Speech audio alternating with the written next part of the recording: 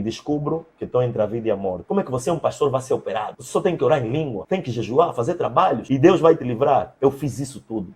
Mas quanto mais o tempo passava, mais a situação piorava. Até o dia que Deus me apareceu no sonho e me disse, podes ir na operação, eu estarei lá contigo. Só sei que quando acordei, eu estava distante, numa sala em que era tudo branco. É onde eu aprendi que, afinal de contas, a nossa vida, cada detalhe é um grande milagre. E naquele hospital eu entendi que a nossa vida é um sopro. Eu entendi que nós somos apenas pó com respiração. Então, porque eu agora uso uma válvula mecânica no coração. O meu nível de coagulação sanguínea não pode aumentar, porque senão o sangue não passa na válvula e a válvula para e pode vir até no cérebro. Então, cada segundo que eu falo com vocês é um milagre divino.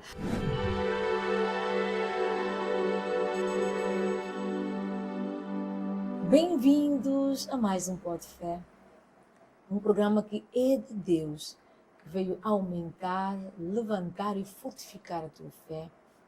Hoje, não diferente, temos um convidado super especial. Ele que também foi escolhido a dedo por Deus.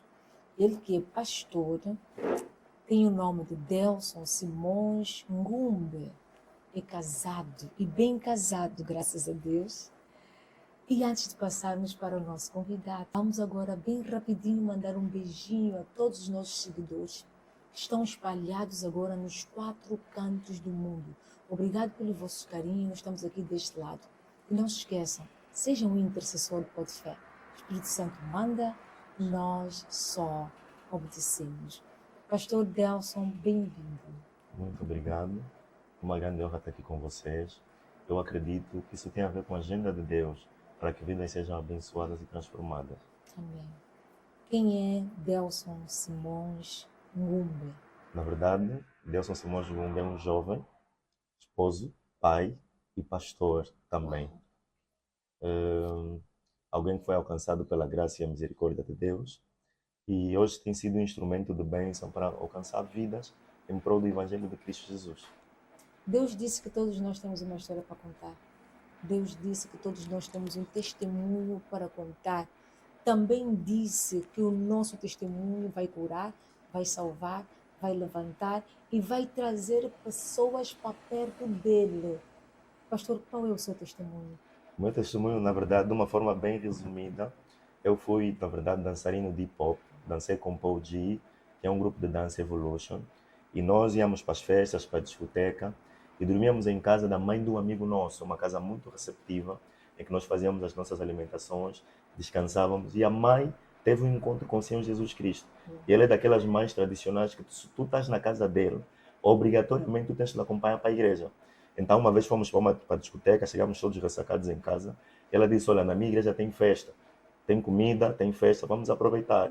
Eu disse, pá, festa, comida, sempre bem-vindo. Então fui acompanhar, foi no aniversário da igreja. Quando cheguei, o pastor viu-me, recebeu-me, cumprimentou, disse, o pastor está me cumprimentando a mim, que eu sou um grande pecador, me dá as mãos. Me deu a cadeira onde ele sentava e perguntou o que você vai comer hoje. Eu disse, qualquer coisa, salada, ele serviu para mim e eu comi. Aquilo foi no sábado. E no dia posterior, seria o culto de domingo. Aquela igreja completou o aniversário e o culto seria no domingo. Então, como eu já tinha comido na festa no sábado, então achei que ficaria mal não participar do culto do domingo, porque ele convidou-me a participar. Então eu fui visitar, nesse domingo fui lá para a igreja e encontrei, não tinha assim tantas condições materiais, mas eu senti uma presença que eu não tinha sentido antes. Algo que em toda a minha vida nunca havia experimentado. Afinal de contas, era a presença do Espírito Santo de Deus. E enquanto ele pregava com muita ousadia, com muita autoridade, debaixo do poder do Espírito Santo, a palavra de Deus me atingiu como um raio. E a partir daquele momento, eu fiquei impactado com aquela mensagem. Mas o que mais me espantou mesmo, além da pregação do Evangelho, na altura não tinha conhecimento que era o Evangelho, era a manifestação do poder de Deus em forma de cura e libertação, assim visivelmente. E como aquele pastor era bacongo, nós tínhamos a impressão naquela altura de pensar que pessoas que são dessa área, dessa região, trabalham com feitiço, alguma coisa do gênero. Então eu disse, não, esse senhor se combinou com essa senhora para deixar cair a senhora, para roubar o dinheiro do povo. Eu domingo vou vir de novo se vai cair mais. Vou vir de novo se vai cair mais. Vou vir de novo. E quando dei por mim, também já estou a orar por pessoas que estão a cair também. Então, eu não só vi, mas experimentei o poder de Deus quando criei no Senhor Jesus como meu único Senhor e Salvador. E a partir daquele momento, a minha vida alterou completamente. Eu tive contato com o Evangelho e percebi que sem Cristo eu estou morto. E algumas pessoas dizem assim, entrega a tua vida a Jesus. Nós não temos vida para entregar a Jesus. Nós temos que receber a vida de Jesus em nós. Porque ele diz em João 14,6, eu sou o caminho, eu sou a verdade, eu sou a vida. Então, o contato com o Evangelho alterou completamente aquilo que era o meu entendimento que eu tinha de vida. Então, ali onde eu tive contato com o Evangelho, eu tive contato com a igreja, e a partir daquele momento comecei a ser treinado na oração. Eu sempre fui uma pessoa muito intensa, mesmo quando era do mundo. Quando treinava jiu-jitsu, cantava kuduro, quando eu dançava hip-hop, eu sempre dava o meu melhor em tudo que fazia. Quando eu entendi o Evangelho, eu tive aquela como Paulo teve, que disse, tudo aquilo que eu considerava como ganho, passei a considerar como refúgio, né? como perda, como lixo, como escória. Então eu entreguei-me completamente no Evangelho, aprendi a orar, ali entrei na intercessão. Depois de um tempo criamos o departamento jovem da igreja, começamos a ganhar juventude, estavam no álcool, na droga, na prostituição. E eu lembro que um dia fiz um culto sozinho. O primeiro culto da juventude eu comecei sozinho. Eu louvei, eu preguei, eu moderei, eu recebi as ofertas. E depois apareceu um outro amigo meu que também participou. E fomos andando. E o meu pastor dizia que quando tu vais começar um culto, não precisa esperar as pessoas virem. Basta você estar lá presente, os anjos já estão nas cadeiras. Então podes começar a celebrar o culto. Então, com a mesma intensidade que eu preguei para mim mesmo, é a mesma intensidade que eu pregaria para um estádio. Porque não tem a ver com o número de pessoas, tem a ver com almas que serão impactadas pelo poder do Evangelho. Então, ali, fomos consultar o pastor e pedimos que é para nos enquadrar no ministério. E, na verdade, na altura só tinha muitas mulheres na igreja, não tinha nenhum jovem. Então, ele decidiu investir em nós. Ensinou-nos a orar, ensinou-nos a importância da santidade. O nosso corpo é templo do Espírito Santo. E foi uma grande luta para nós deixar a prostituição, porque nós namorávamos com várias meninas na altura. E naquela altura, achávamos que ter 3, 4 namoradas é o que estava na moda. Mas, afinal de contas, agora estamos a dar conta que era um lixo o estilo de vida que nós levávamos na altura.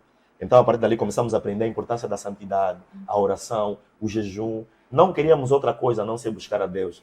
E hoje até fico muito preocupado com o nosso cristianismo atual, que muita gente vai com vaidade. Na altura nós não queríamos saber de vestir, queríamos só saber de buscar Deus em espírito em verdade. Exatamente. E naquela altura recebíamos revelações de Deus, tínhamos visões de Deus, tivemos contato com a pessoa do Espírito Santo.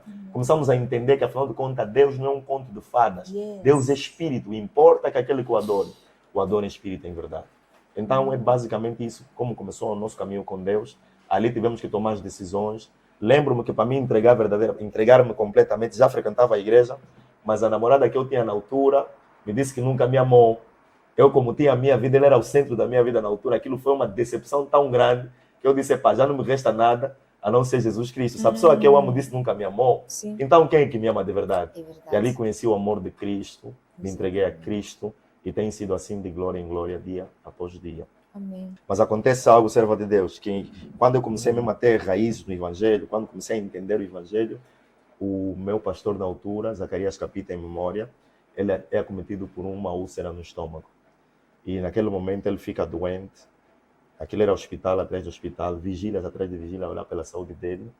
Lembro-me que um dia ele chamou-nos no hospital, com toda a direção da igreja. Eu era o líder da juventude na altura, não sonhava que um dia podia ter responsabilidade ministerial, além da juventude. E no hospital, ele ora a favor de mim.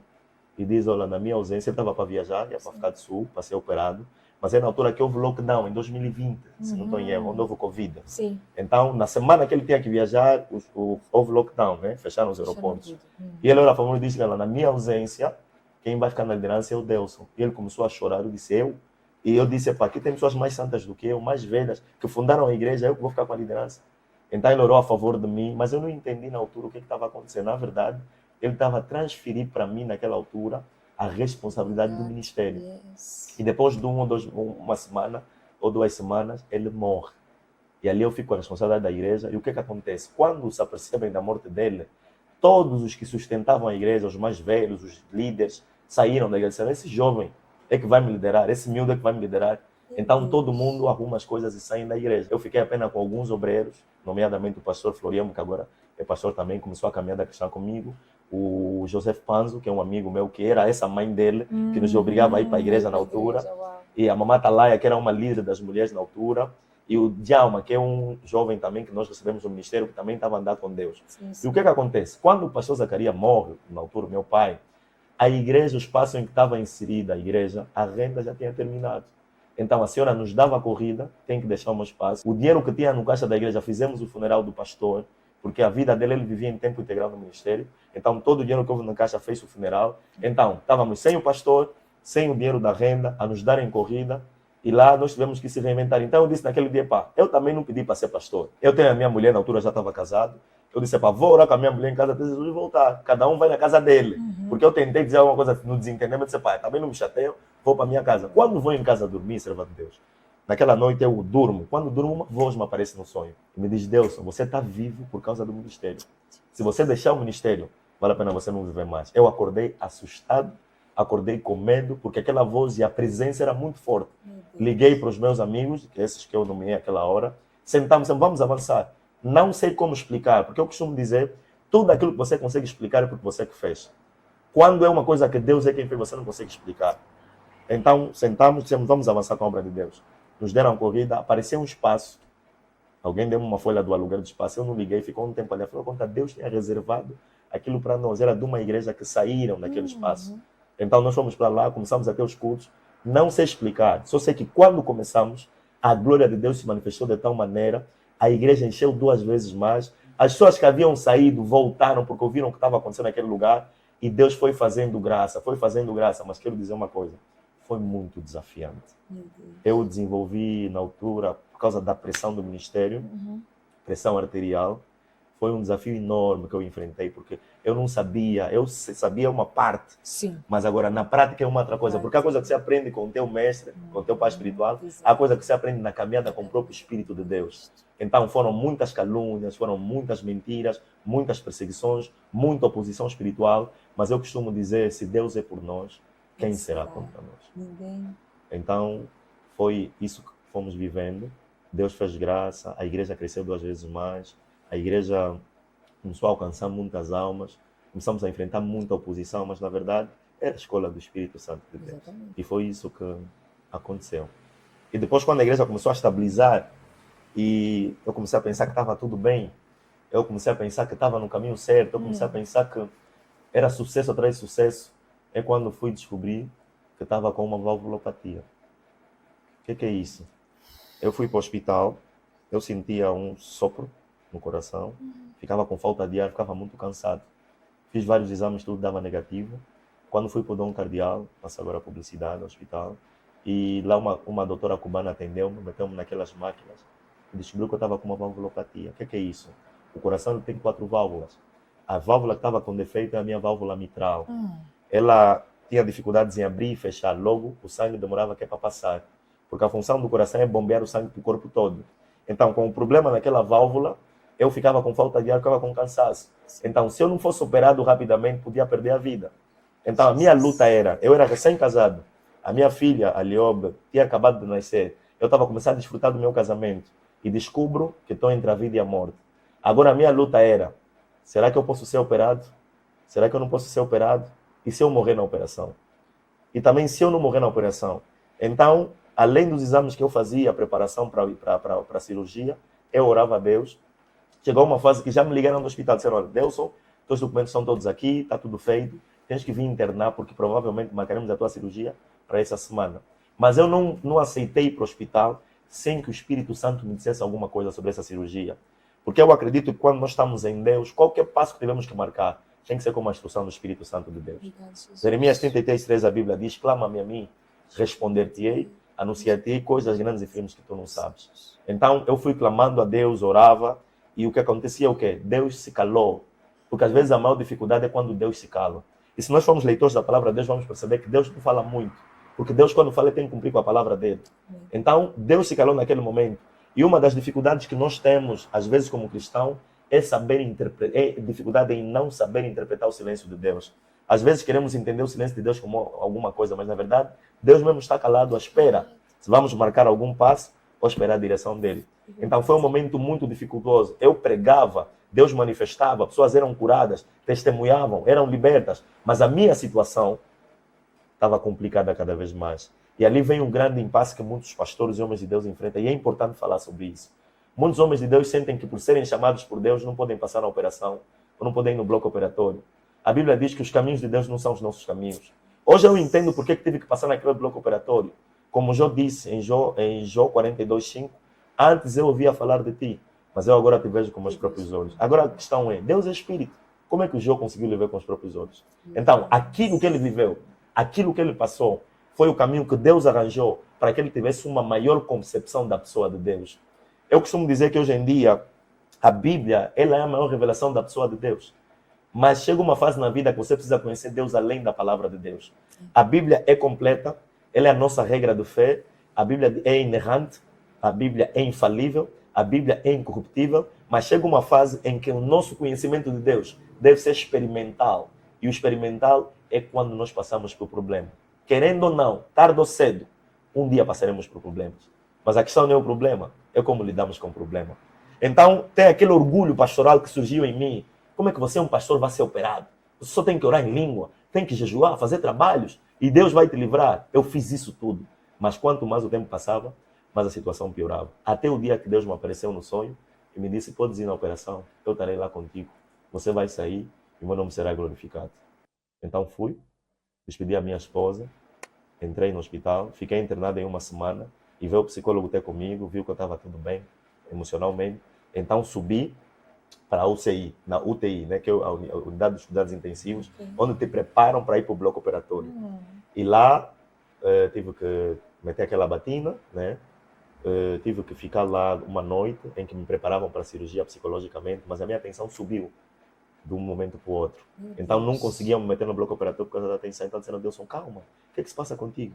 Eu disse, calma, vou orar. Então orei a Deus, a atenção estabilizou e de manhã entrei para o bloco operatório. Quando entrei para o bloco operatório, naquela sala disseram assim, há alguma música que tu gostas de ouvir? Que tu gostarias que nós metêssemos durante a cirurgia? Eu disse sim. Na altura, a música era da Gabriela Gomes, se não estou em erro, Deus proverá. E meteram o louvor. Enquanto conversavam comigo, eu só sei que tudo apagou. Aí deram uma anestesia, apaguei. Não sei, não lembro. Só sei que quando acordei, eu estava distante, numa sala, em que era tudo branco. Eu estava com um tubo que vinha até o estômago e ouvi o barulho dos aparelhos. Mas quando abri os olhos, estava tão branco, eu pensei que já fosse o céu. Eu disse, já estou no céu. Oh, louvado seja Deus, consegui. Mas eu ouço alguém a me chamar de longe. Deus, Deus, Deus. Pasta, Deus. E eu olho na minha lateral, vejo o meu irmão, amigo, pastor Florião, a chamar-me. E quando eu olhei para ele, eu disse, calma aí. Se o pastor não está me chamando e está aqui próximo de mim, quer dizer que eu ainda estou na terra. Então ainda não subi. Eu comecei a glorificar Deus, obrigado. Eu saí vivo da operação. Mas os médicos haviam me dito que quando eu saísse, aquele tubo que meteram me incomodaria. Então eu tinha que fazer um sinal aí. Eu lembrei-me e dei o sinal para me tirarem o aparelho. Sim. Então eles disseram, calma, vamos retirar. Eu pensei que fosse uma coisa pequena. Quando eles puxaram aquilo saiu, arranhou-me a garganta toda. A minha voz quase que desapareceu. Então, eu fiquei dizendo, olha, disseram ao meu irmão, olha, você tem que sair, porque ele agora, de momento, precisa de recuperar, não pode ver muita gente. Então, ali ele saiu. A Sandra Gomes, na altura, que também ajudou-me nesse processo, foi lá, são as duas primeiras pessoas que eu vi. Ela também saiu da sala, e ali fiquei a depender dos aparelhos para poder sobreviver. E depois da cirurgia, eu estava com dificuldades na minha respiração. Então, tinham que me meter aquele aparelho que é para poder respirar no oxigênio, e havia essa dificuldade. E eu pensava que estava tudo bem. Afinal de contas, o que aconteceu? Depois da cirurgia, ou na cirurgia, a anestesia que me deram é uma anestesia cerebral, que paralisou todo o meu corpo. E eu tive que aprender a sentar novamente, tive que aprender a andar novamente, tive que aprender a me levantar novamente. E antes de começarmos a gravar, a serva de Deus falava sobre agradecer a Deus nas pequenas coisas. Eu lembrei-me exatamente desse episódio, em que quando disseram, olha, Deus, tu pode sentar? Eu disse, claro que eu posso, para comer. Então tentei sentar, vi que o meu corpo não está a obedecer. E disseram, calma, tu não vais conseguir cada necessidade que você recebeu. Então tive que fazer fisioterapia, aprendi a sentar novamente, aprendi a movimentar novamente. É onde eu aprendi que, afinal de contas, a nossa vida, cada detalhe é um grande milagre. E às vezes nós pensamos que milagre é só casamento, é só carro próprio, é casa própria, é ter algum reconhecimento humano. Afinal, milagre, até sentar aqui, quando eu estou sentado, estou a conseguir me tocar assim, é um grande milagre. Que muita gente não consegue analisar, não consegue desfrutar, não consegue se deleitar desse milagre. E naquele hospital eu entendi que a nossa vida é um sopro. Eu entendi que nós somos apenas pó com respiração, que nós somos insignificantes e que a Deus devemos dar toda a honra, toda a glória e todo o louvor para sempre. Amém. E lá, depois de uma semana, então, desci para a área de internamento. Ali onde aconteceu a outra coisa assustadora, que vai mexer com muita gente nesse testemunho. Jesus. Então, a anestesia ela terminou. Não, antes desse episódio, sim, a anestesia termina. E o que acontece? Toda a dor, porque eu tiveram que me abrir o peito, nós temos aqui a caixa torácica, né? Se você notar no homem se bater, ele, das mulheres é muito mais mole, por causa das mamas, Sim, que elas sim. amamentam. Exato. Então, essa cirurgia não tem tanto impacto na abertura nos homens, quanto nas mulheres, quanto nos homens. Então, aquilo divide mesmo essas duas partes do peito, que é para poder operar o coração. Então, porque eu agora uso uma válvula mecânica no coração. Aquilo faz um barulho como um relógio. E o que acontece? O meu nível de coagulação sanguínea não pode aumentar, porque senão o sangue não passa na válvula e a válvula para e pode vir até no cérebro. Então, cada segundo que eu falo com vocês é um milagre divino. Porque esse exame do que eu faço da RNI, que é para ver o nível de coagulação do sangue, eu faço uma vez por mês. Então, durante o tempo que eu não faço, quem é que vai me garantir que o sangue está bom? Que o nível não aumentou ou não diminuiu demais? Porque se ele diminui demais, eu sango pelas narinas, pelos olhos ou pelos ouvidos. Agora, se ele ficar duro demais, ele não passa na válvula, a válvula para e eu posso morrer a qualquer momento. Então, cada segundo da minha vida é um milagre. Então, o Deus da Bíblia, Jesus. a concepção que eu tenho de Deus é muito diferente. Não porque eu estou a ser orgulhoso. Mas às vezes vejo algumas pessoas a falarem de Deus, porque Deus, enquanto Deus for o meu chão, ninguém vai me derrubar. Deus vai ser o teu chão. O Deus da Bíblia, Criador dos céus e da terra, vai ser teu chão. O Criador de todas as coisas visíveis e invisíveis. Então, há muita gente que tem uma compreensão de Deus muito aquém daquilo que Deus é. Então, esse processo todo que eu passei, eu agora vejo a vida de uma forma diferente. E eu entendo que a cada momento da minha vida, mais do que pedir, eu devo agradecer a Deus. Eu tomo uma medicação por dia, um comprimido, uma varfarina. Esse comprimido é que estabiliza o meu sangue para não subir. Mas não posso tomar exageradamente, senão ele também diminui demais e eu fico com sangramentos. Então, a minha vida de segundo em segundo é um grande milagre. E o que acontece? Depois de eu ter tido antes da alta, depois da anestesia passar o efeito, o que aconteceu comigo? Toda a dor da cirurgia agora começou a aparecer. Porque a anestesia já tinha passado. Era muita dor. E houve uma noite que eu não conseguia dormir. E eu orava, Deus me ajuda, Deus me ajuda. E Deus me apareceu e disse assim, você tem que aprender a lidar com a dor. Você tem que entender o que é a dor. Porque só assim você vai ter autoridade para curar pessoas que passaram por dor também. Então, ali não tinha como mais me darem medicação, alguma coisa do gênero. E eram 2 horas da manhã, eu não conseguia dormir, então apertei no botão dos médicos. Naquele dia apareceu uma senhora na sala onde eu estava internado. Eram 2 da manhã, lembro perfeitamente. E naquele hospital todo mundo tem um crachá, onde vem o nome e a descrição do trabalho que faz. Se é médico, se é enfermeiro, está tudo lá claro. Mas aquela senhora veio de tudo branco e não tinha nenhuma descrição. Era uma maior de idade, uma senhora que chegou, senhor Delson, tudo bem? Eu disse, não, está tudo bem, mas a dor é demais, não consigo dormir, por favor, dá-me só uma dipirona para ver se essa dor diminui, para mim conseguir apagar a sono. Ela disse, hoje você vai conseguir dormir. Foi a primeira vez que eu consegui dormir naquela noite. Ela deu uma injeção, eu apaguei, dormi. De manhã, foi o dia, lá tu tens que acordar às 6 horas, vem a pessoa da limpeza, troca os lençóis, tomas um banho, depois os médicos vêm avaliar como é que tu estás. Naquele dia acordei 10 horas. Nem a pessoa da limpeza veio na minha sala. Então os médicos vieram e disseram, esse é o Delson Simões, com aqueles que eles estão a formar, ele foi operado, está usando uma válvula metálica e tudo mais. Senhor Delson, como é que você passou a noite? Eu disse, passei tudo bem. Mas houve um momento que eu estava com muita dor, eu chamei a médica e veio aqui aquela mamã médica que trabalhou aqui ontem à noite. Ela me deu uma injeção e aquela hora eu consegui dormir bem. Disse, veio uma mamã, como é que ela é? Disse, uma senhora maior de idade, estava de tudo branco. Eles disseram, não, senhor Delson, a equipa toda que trabalhou ontem, essa que está aqui, todos são jovens. São esses enfermeiros que estavam aqui todos a trabalhar à noite. E aí a equipa toda saiu e eu comecei a perguntar, será que é coisa da minha cabeça? Então fui perguntar a Deus, disse, Deus, será que eu tenho algum problema mental? Deus disse, não, é um anjo que eu enviei que é para te visitar naquele momento. Yes, então eu enviei porque eu te amo, eu te conheço, eu sei quem tu és e eu nunca te abandonarei. Então naquele dia eu só glorifiquei a Deus e disse, uau, Deus afinal de contas existe. Anjos existem e se manifestam quanto menos esperamos. Em nome de Jesus. Meu Deus, Jeová, no nome de Jesus. Eu estou assim impactada, de verdade, com a história do pastor. Ele explicou aqui qual é a situação dele. Mas ele está aqui, está vivendo um testemunho vivo. Ele é um milagre, sim. Ele é um milagre de Deus. Mas ele só é um milagre de Deus Porque ele colocou Deus em primeiro lugar. Porque ele aceitou o chamado, o pastor aceitou o chamado. É obediente à voz do Espírito Santo, à voz de Deus, por isso ele está aqui. Pastor, Deus abençoe sua vida. Amém. Eu quando lembro Deus abençoe sua vida. das coisas que eu passei, Meu Deus. minha vida é um milagre. Deus é verdadeiro. Deus existe. Deus é muito mais do que nos contaram. Deus é muito mais do que nós lemos. Para todo o pessoal que está acompanhando essa live, eu quero que vocês entendam que Deus é verdadeiro. E Ele está a voltar para vir buscar a sua igreja. Chega uma fase na vida que não podemos viver um pé dentro, um pé fora. É verdade. O que me faz chorar não é emoção, é a presença de É Deus. verdade. E Deus, Ele é real. Ele é verdadeiro. E Ele está disposto a salvar todo mundo que crê no poder do Evangelho. Paulo diz em Romanos 1,16, não me envergonhe do Evangelho, porque é o poder de Deus para a salvação de todo aquele que crê. Então, você que acompanha essa live, isso não é uma questão só de live, ou questão de querer aparecer, não. Nós queremos que você seja alcançado pelo poder do Evangelho. Porque quando a trombeta tocar, aquele que não teve Jesus como seu único e suficiente Salvador vai ficar. E aqueles que estão na igreja não têm um compromisso real, genuíno com Cristo. Nunca tiveram um encontro real com Cristo. O momento de buscar a Deus é esse. Em nome de Jesus. O momento de buscar a Deus é esse. Então, eu só tenho a agradecer. O que eu vou dizer? O que eu vou pedir mais a Deus? Gratidão é a palavra certa. Desculpe. E continuar obedecendo.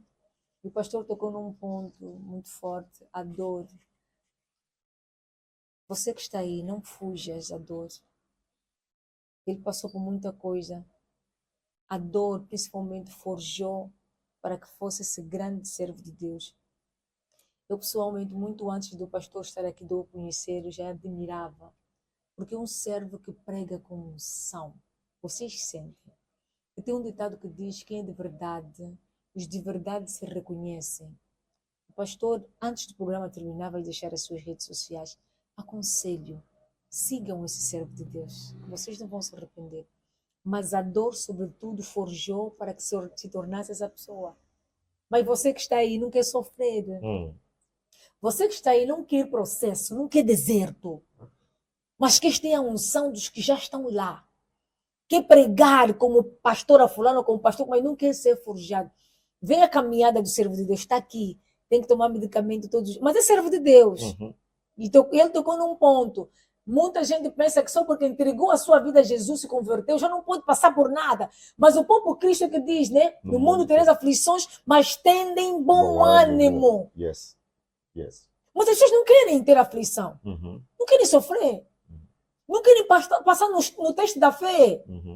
De um dia, pelo menos, terem um pouquinho de dificuldade de terem um pão, já querem blasfemar, já querem falar à toa, já querem até desistir do evangelho. Nós estamos a ver um tempo em que, principalmente os jovens cristãos, querem levar a vida cristã como um fast food. Querem tudo rapidamente. E para onde?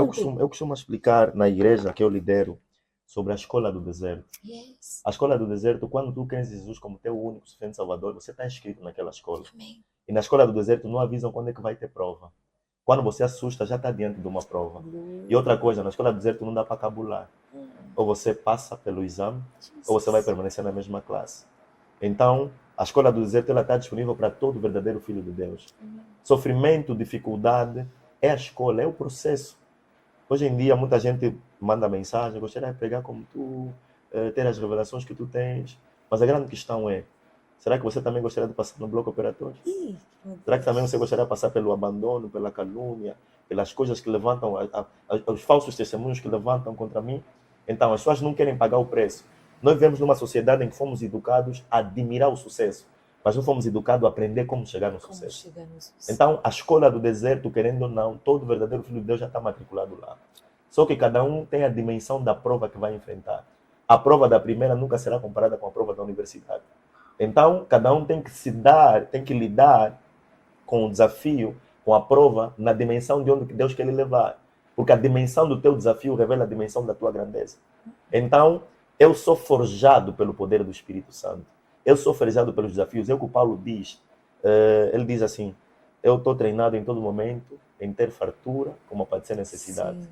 Ele diz assim: esquecendo-me das coisas que para trás ficam, avançando para as que estão diante de mim, eu prossigo para o alvo, pelo prêmio da soberana vocação em Cristo Jesus. Filipenses 3, 13 e 14. Amém. É um texto que me dá muita força. Esquecendo-me das coisas que para trás ficam. Quer dizer, está no contínuo, esquecer hoje, esquecer amanhã, porque muitas das vezes o que paralisa muita gente de ter impacto no futuro é a experiência do passado. Yes. Yeah. Então, a outra dificuldade que nós encontramos, servo a Deus, é que muita gente não sabe lidar com o passado.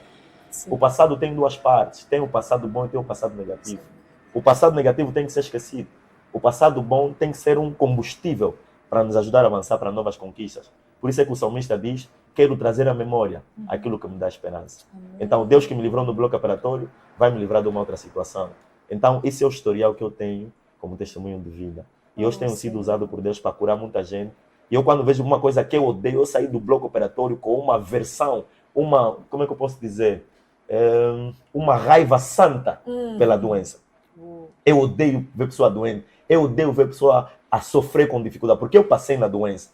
E eu tenho autoridade para repreender doença à luz da palavra de Deus. Marcos capítulo 15, versículo 16, a Bíblia diz claramente, estes sinais acompanharão aqueles que querem no nome de Jesus. Porão a mão sobre os enfermos, eles serão curados. Chegou o tempo em que a igreja angolana precisa experimentar o poder de Deus. O poder de Deus é tangível, o poder de Deus é real. Temos que sair do blá, blá, blá e trazer demonstração clara de Deus. Por isso é que Paulo diz, quando estive entre vós, não usei palavra de persuasão humana, mas fiz demonstração de espírito e de poder, para que a fé do povo de Deus não se apoie na sabedoria humana, mas no poder de Deus. Então eu creio que Deus cura, eu creio que Deus liberta, eu creio que Deus batiza com o Espírito Santo, e é isso que nós precisamos. E eu costumo dizer, existem dimensões virgens em Deus que nós temos que acessar por intermédio da oração. Acho que mandei um vídeo sobre isso essa semana na minha explanação. É verdade, é verdade, é verdade. Sem oração não tem nada. Que entrevista abençoada com o pastor Delson. Deus não falha. Tem um ditado que diz que Deus é Pai grande. Amém. Por isso eu costumo dizer assim, que Deus escolhe os convidados a dedo, porque Ele é aquele que esquadrinha nossos corações.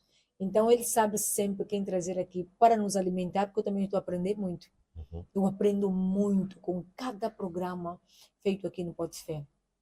Pastor, como descobrir, ou quais são os sinais que o Espírito Santo dá aos escolhidos? Porque eu sei que o pastor é um escolhido. Para além do seu mentor que já morreu, né? Sim.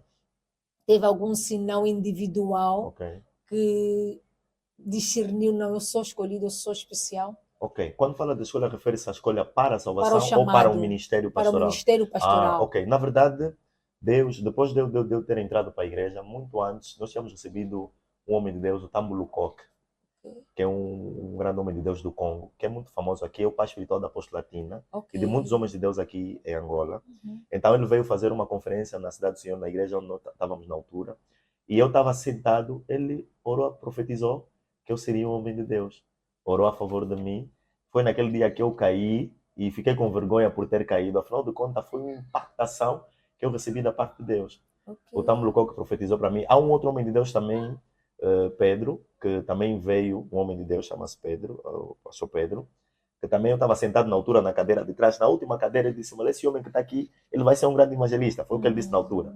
Orou também a favor de mim. Então foram 2 vezes que eu recebi uma direção de Deus com relação ao meu chamado ministerial. Mas antes disso, Deus também falava comigo em sonhos, me dava versículos bíblicos. E um dos textos que Deus me dava muito em sonho é João capítulo 10, onde ele diz, eu sou o bom pastor dá vidas pelas ovelhas. Então, eu não entendia na altura, contava no meu pai, mas ele já sabia, afinal de contas, que era o chamado pastoral que estava a nascer dentro de mim, que na verdade, Deus já nos escolheu antes da fundação do mundo, como diz em Jeremias. Exatamente. Mas o contato com esse chamado só tive através da revelação, à luz da palavra de Deus, porque toda revelação deve ser escrutinada à luz das Escrituras. Então, João 10 falava do chamado pastoral e sonhava que estava a pregar, sonhava que estava a fazer sinais e é basicamente Pastor, assim. por que eu fiz essa pergunta? Porque muita gente pergunta. Ok. Muita gente não sabe os sinais. O pastor falou, né? Deus está dizendo, falou de uma forma rápida, que voltasse e, se possível, enumerasse. Porque esta questão vai tirar dúvida de muita gente que, porventura, atualmente está a sonhar, está a ser profetizada, mas não está a perceber mais o que é. E ainda por cima, por não perceber também, uns percebem e fazem resistência, mas tem pessoas que não estão a perceber. Mas é necessário, porque quando as pessoas sabem que vão assistir o Pode Fé, preparam logo a caneta e o bloco de nota. Eu sei que tem pessoas no momento que estiverem em contato com este programa, vão começar a apontar, então eu sou um escolhido. Ou eu tenho esses sinais que o pastor está a dizer. Ok, Então vamos falar mesmo de forma bem se for mais detalhada. detalhadamente, na verdade o sinal do escolhido não começa na igreja. Yes. Começou a partir do meu nascimento. O meu pai biológico, na altura, rejeitou, porque quando a minha mãe fica grávida, eles separam-se. E depois ele descobre que a minha mãe estava grávida, mas disse, não, esse filho não é meu. Então eu fui rejeitado, eu cresci só com a minha mãe, na altura, e sempre senti-me muito triste, porque não tinha um pai presente. E eu não entendia por que tinha que ser logo comigo, que eu não tinha um pai, que eu era rejeitado, só tinha minha mãe. E passei por muitas situações muito complicadas. Eu cresci com complexo de inferioridade por causa disso. Afinal de contas, tudo aquilo é o caminho invisível de Deus a me levar para o meu chamado. Então, aquele amor que eu não recebi do pai biológico, eu encontrei em Cristo Jesus no Evangelho. Sim. Então, é um dos sinais, é que normalmente os escolhidos de Deus têm uma infância muito complicada. Sim. Às vezes, há pessoas que estavam para ser abortadas. Há pessoas, às vezes, que a gravidez, a mãe foi para uma festa, não conhecia Jesus, teve um relacionamento, assim, de uma noite, ficou concebida, o filho cresceu sem pai, cresceu sem mãe.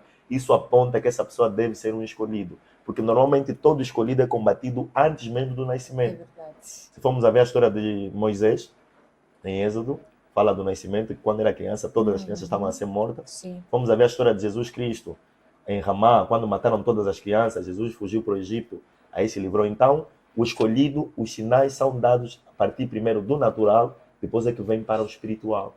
Então, um dos sinais é a rejeição humana. O outro sinal é quando o homem de Deus profetizou acerca da minha vida, a profecia. O outro sinal é quando Deus falou comigo por intermédio do sonho, a me mostrar um versículo bíblico. Então, são os 3 grandes sinais que eu recebi. Mas eu nunca sonhei em ser pastor, nunca desejei, nunca pensei nisso.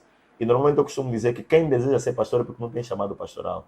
Porque além da rejeição, além da profecia, além da revelação no sonho, uma das coisas que autentica o nosso ministério pastoral, ou o nosso chamado ministerial, é o peso, o fardo que Deus coloca no teu coração sobre essa responsabilidade. Você dá conta que eu não sou capaz disso. Sim. É só vemos a história de Moisés, que disse, eu não sei falar. E Deus lhe perguntou, quem é que fez a boca? Então, uma das coisas que aponta para um chamado genuíno, para uma escolha ministerial, é a pessoa nunca se vê como tal.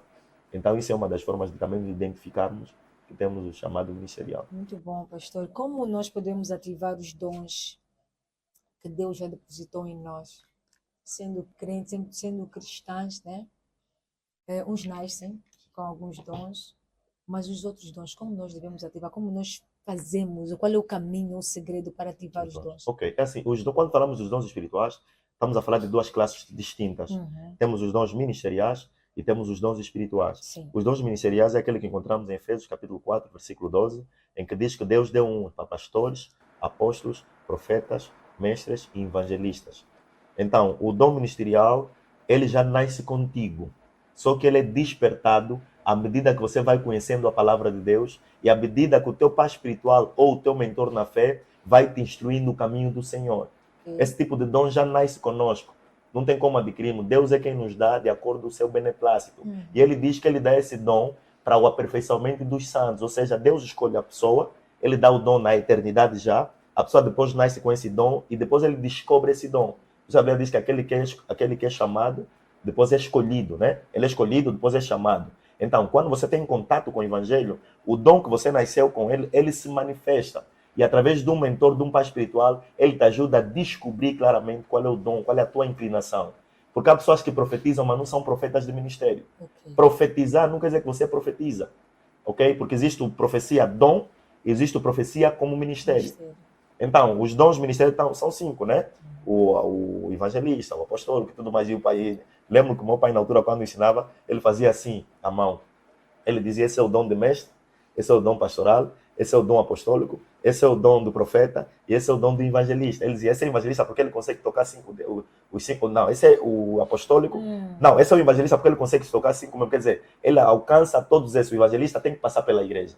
Ele dizia, esse dedo é o profeta porque ele é que aponta o caminho de Deus. Porque o profeta é nada mais, nada menos do que o representante de Deus na terra. Ok? E ele dizia que esse dedo mais comprido é o apostólico, que mais se sobressai. Ele dizia que esse dedo da aliança é o dom pastoral, ou ministério pastoral, porque o pastor também tem uma aliança com a igreja. Ele dizia que esse dedo pequeno é o dom de mestre, porque é para tirar a comissão do ouvido, ou seja, para tirar a falsa doutrina e trazer a clareza no ensino da palavra de Deus. Então, o dom ministerial, ele nasce conosco, ele é descoberto com o tempo. Enquanto você vai metendo a palavra de Deus, o teu pai espiritual ou o teu mentor vai te guiando e ajuda a trabalhar, a despertar o teu dom. Agora, os dons espirituais, como o dom que está em 1 Coríntios capítulo 12, 1 Coríntios capítulo 14, é onde fala-se dos dons de cura, dom de operação de milagre, o dom de língua. Esse tipo de dom é o que a própria Bíblia diz que procurai os dons espirituais com zelo.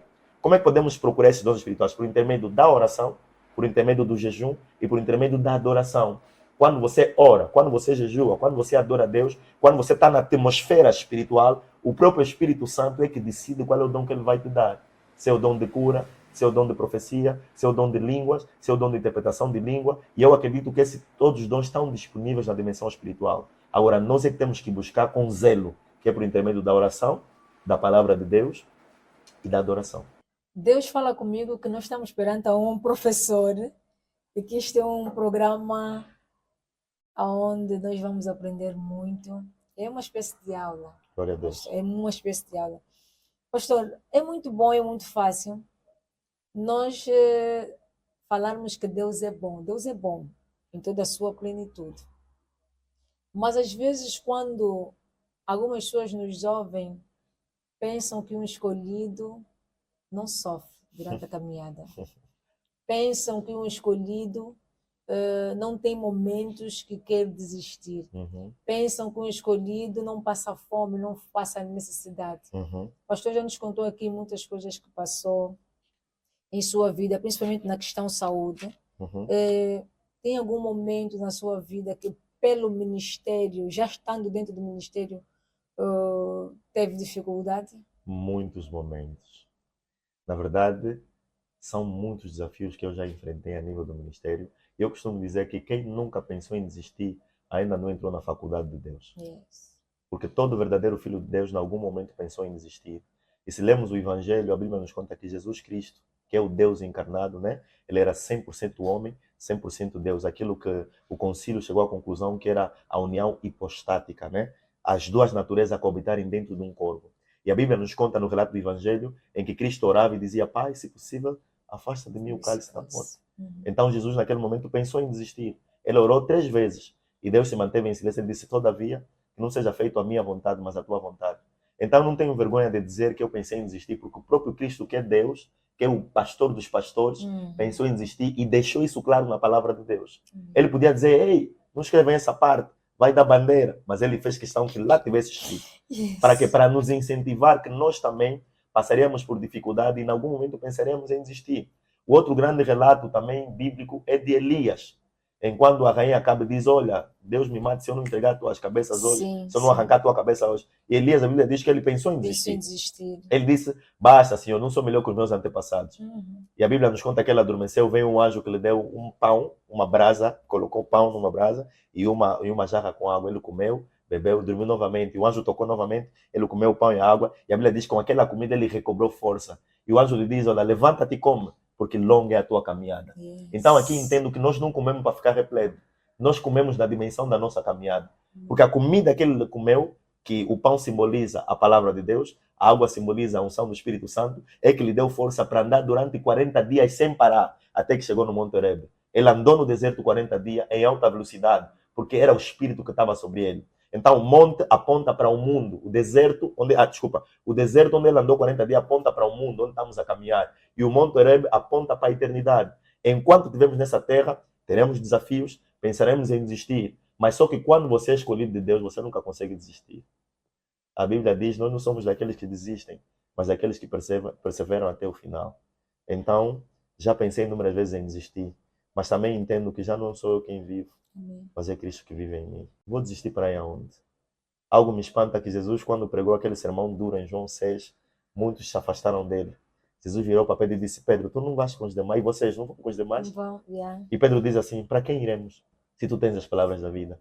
Mas aí tem um erro no português. No português correto ele não tinha que dizer para quem iremos. Ele tinha que dizer para onde iremos. Mas ele diz para quem iremos. Porque Pedro entendeu que Jesus Cristo, além de ser uma pessoa, é um lugar. E é o lugar mais seguro do mundo.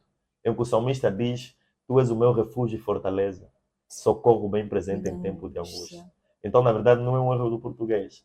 É que Pedro levou-nos na revelação de que Deus, Jesus, é um lugar, mais do que uma pessoa. Amém, pastor. Ei, que tarde abençoada aqui neste programa. Muito obrigada, Espírito Santo, mais uma vez, por enviar aqui o seu servo. Pastor, onde é que está localizada a sua igreja? Olha, isso é uma novidade também para muita gente. Nós estamos localizados em Viana, no Luanda Sul, em frente ao projeto da polícia, próximo à Casa do Mantorras. É assim mesmo a indicação. No Luanda Sul todo mundo conhece a Casa do Mantorras, então a igreja está mesmo próxima. Eu sou pastor e fundador do Ministério Nação Grande e Poderosa. É um ministério novo, comecei agora em dezembro. Por quê? Porque logo, e vê como é que Deus faz as coisas. Depois da minha cirurgia, o ministério teve um outro puff, explodiu de uma outra forma diferente. Porque o meu testemunho fortaleceu muita gente, a igreja cresceu mais. O que acontece? E quando pensei que estava tudo estabilizado, Deus me aparece e me diz: olha, a tua missão aqui terminou. Agora tem uma obra à parte, um ministério à parte que você deve começar.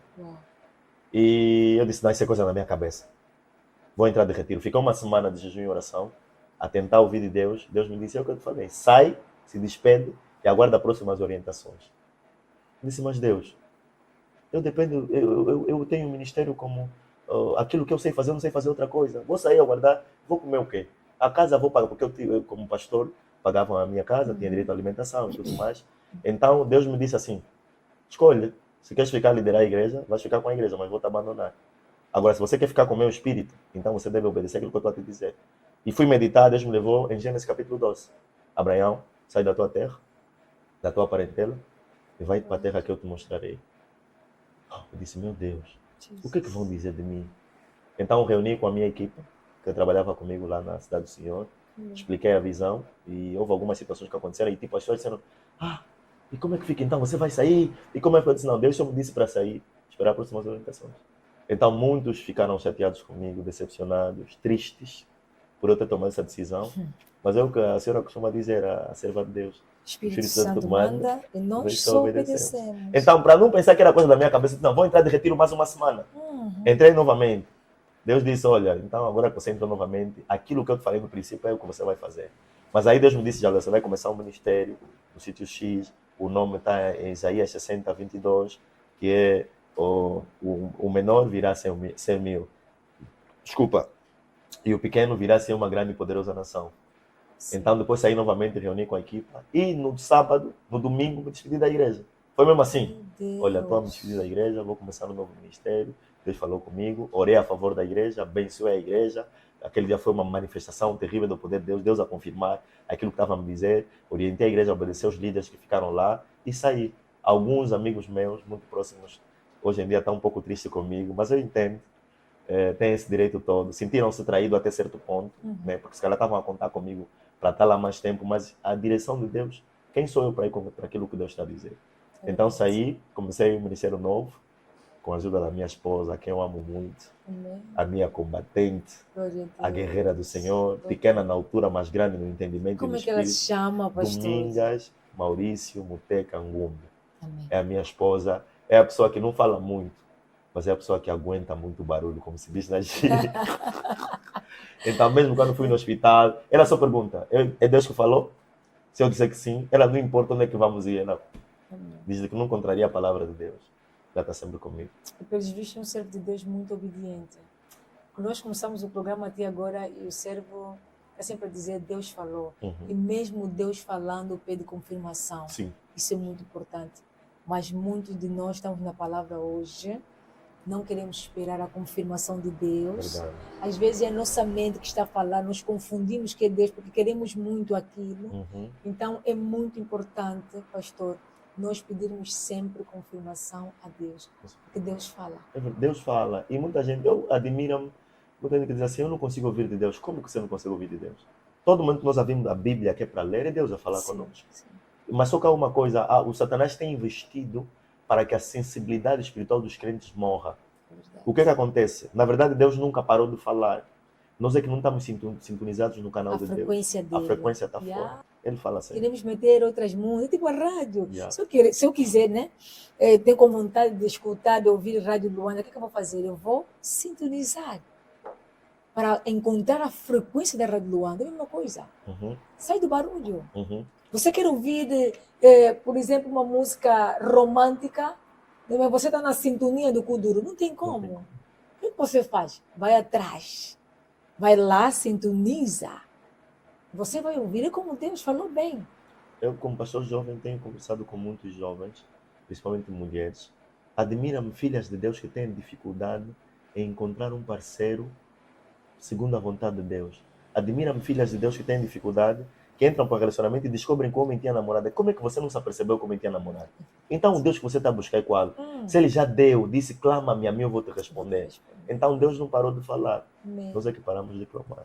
Concordo consigo, porque beijinhos também ao meu marido, já que estamos aqui numa atmosfera romântica. Beijinhos ao meu marido, servo Júlio, porque foi Deus que me apresentou. Amém. Deus, assim como pastor, em sonho, disse-me aonde estava o meu marido. Uau! Eu segui tudo aquilo que Deus mandou, o cronograma de Deus, e eu encontrei o meu marido onde Deus disse que ele estava. Amém. Então Deus fala. Amém. E o pastor tem razão. Como é que você se diz que ora, clama, faz e acontece? Ainda mesmo assim, Deus não consegue te dizer que o Antônio ou o João tem mulher, tem namorado. verdade. E o que acontece? Porque o que acontece? Muita gente tem revelações que vêm não do espírito, mas do sentimento que criaram pela pessoa. Então, costumo dizer, antes de sentir alguma coisa pela pessoa, queira primeiro ouvir de Deus o que é que tem a dizer acerca disso. Eu lembro quando conheci a minha esposa, eu fui acompanhar um amigo, que na verdade ele namorava com uma moça, que era irmã mais velha da minha esposa. Sim. Eu fui lá acompanhar. E quando fui lá acompanhar, vi a minha esposa pela primeira vez, eu fiquei em choque. Não conseguia respirar. Disse, essa moça é linda. Depois eu fiquei 2 anos solteiro. Quando me converti, aquele processo de deixar a prostituição, eu fiquei 2 anos solteiro a esperar em Deus. Hoje em dia temos pessoas que saíram da igreja, entraram para a igreja, num ano já querem ter namorado cristão, já querem casar. Não. A pessoa precisa ter raízes ainda no evangelho. Não precisam ter pressa de ter relacionamento. Porque muitos abortam o trabalho do Espírito Santo. Quando Deus começa a trabalhar no caráter dele, já quer se meter em relacionamento. E ela ainda não está devidamente curada dos traumas do relacionamento passado. Isso faz com que fazem escolhas erradas e acabam por cair na decepção.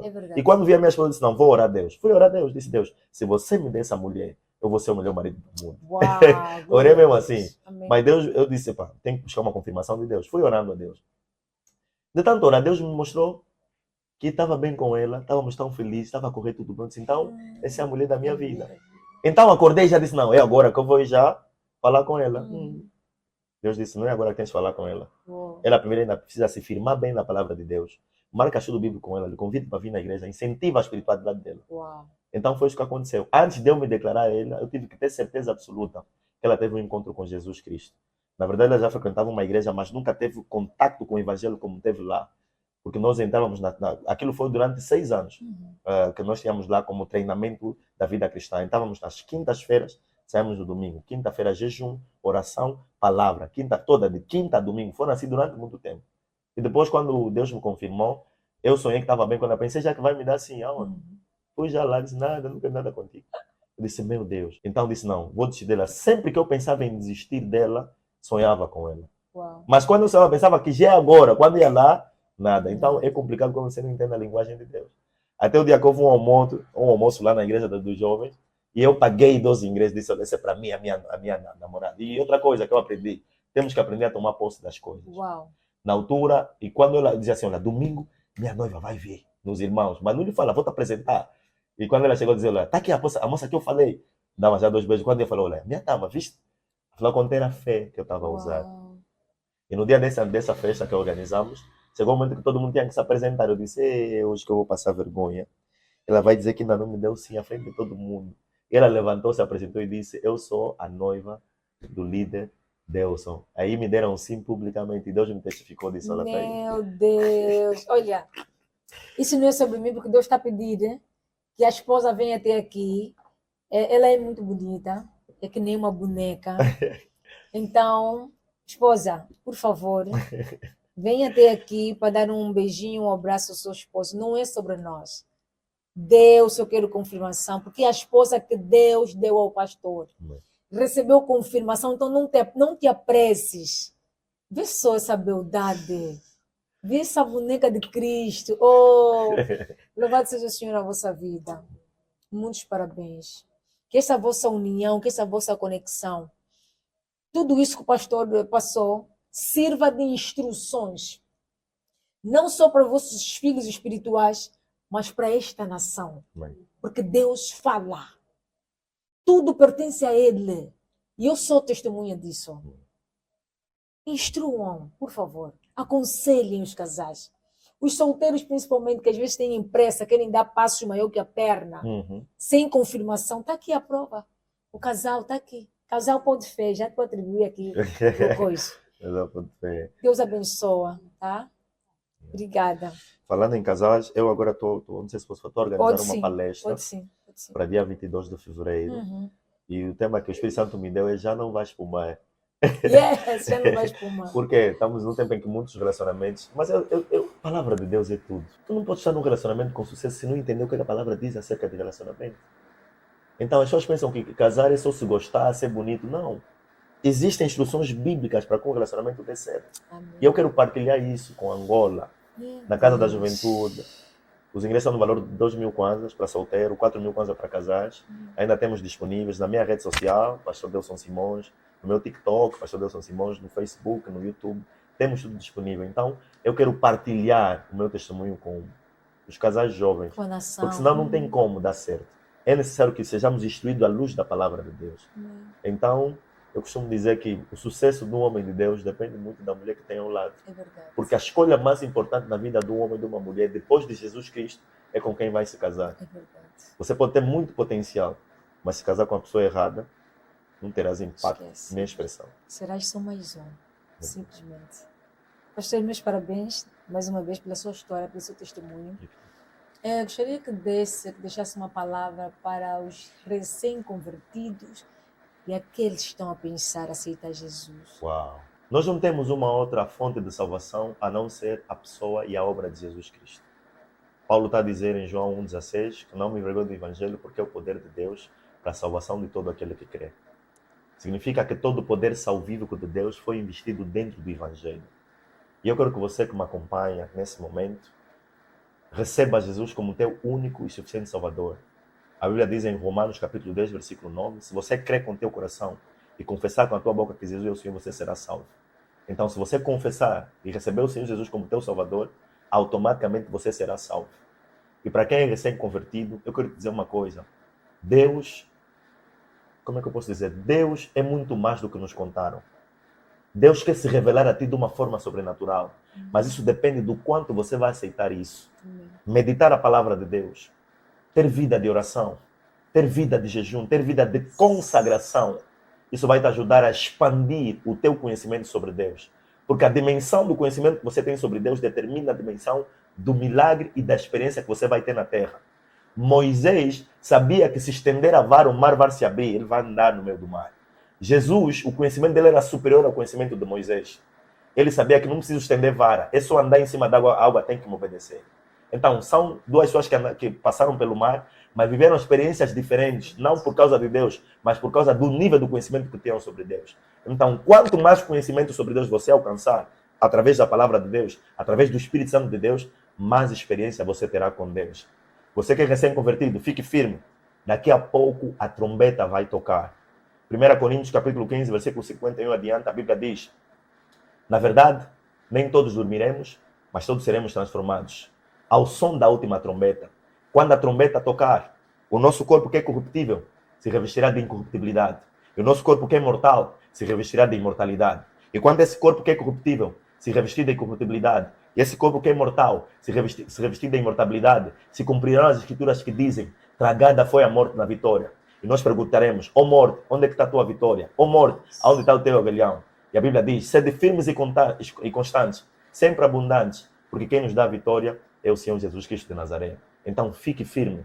Esse não é tempo de se desviar, não é tempo de ficar fraco na fé, é o tempo de ficarmos atentos, porque tarde ou cedo a trombeta vai tocar e nos encontraremos com o Senhor nos ares para ficar com Ele por toda a eternidade. Termino dizendo Romanos 8:18. as aflições que passamos no tempo presente não se comparam com a glória que será revelada em nós no dia da eternidade. Glória a Muito Deus, obrigado. pastor.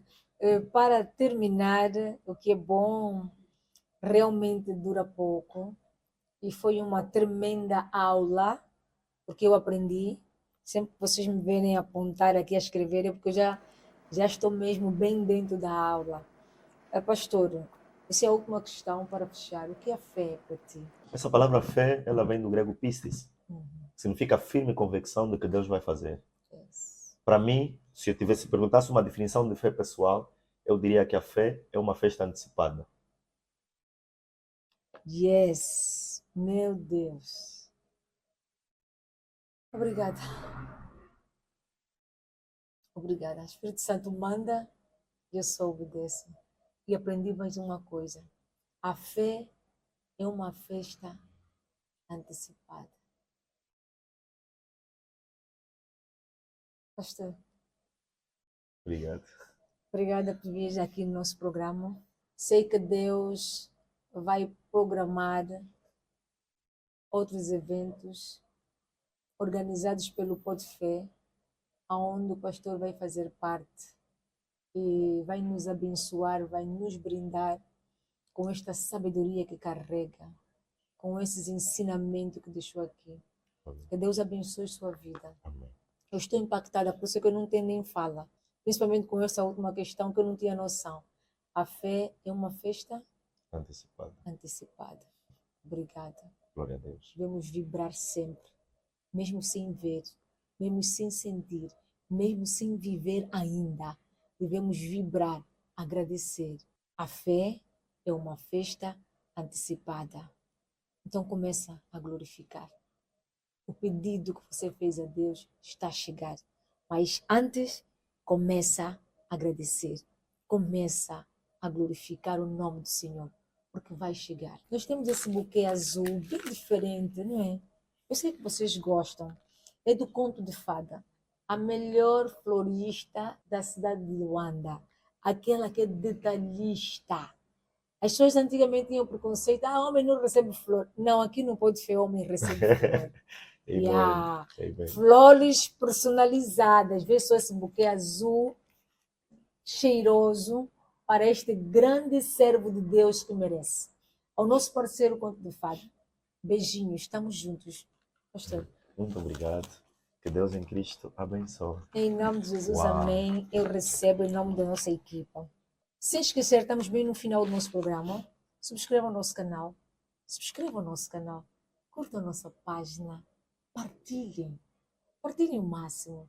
A tua partilha está a salvar vidas. A tua partilha está a trazer pessoas para Cristo. Partilhem o máximo. Beijinho nos vossos corações. Pixeltech, responsável por essas imagens de qualidade. Toques de Beleza com Fé, responsável por cuidar desta que é a escolhida de Deus. Comissão emergida para Cristo, o nosso patrocinador fiel, aquele que está disponível para tudo que der vier nesta obra de Cristo. E você que tem sido abençoado com os nossos conteúdos, seja um parceiro Pod Fé, seja um patrocinador Pod Fé, semeia neste ministério que está a abençoar as pessoas, seja um semeador. Até o próximo programa. O Espírito Santo manda e nós só obedecemos. Beijinhos nos vossos corações.